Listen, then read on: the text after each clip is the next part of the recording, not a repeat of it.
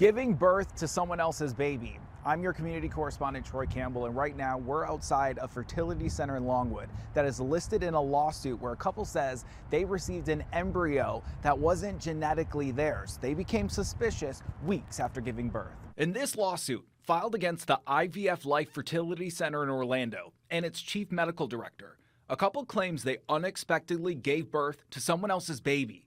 The lawsuit claims the woman, identified as Jane Doe, was able to produce 3 viable embryos while undergoing treatment at the facility. It goes on to say last March, it was their understanding one of those embryos was successfully implanted when she became pregnant. After carrying the baby for 9 months, the lawsuit says the woman gave birth to a healthy baby girl named Shea on December 11th. However, that's when things took a turn. The couple says immediately following her birth, they were alerted to Shea's physical appearance.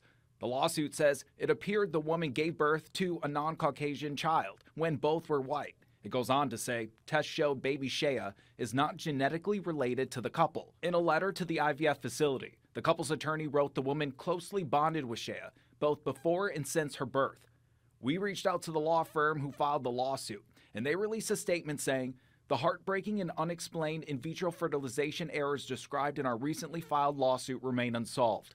While our clients continue to fall more deeply in love with a beautiful little girl who is someone else's child, they're also living with the unbearable knowledge that there may be one or more of their own children unknowingly in the care of strangers. The lawsuit says the family wants the child reunited with her biological parents if possible, and they want to know if someone else was given one of their embryos. We showed up to the fertility center in Longwood on Wednesday,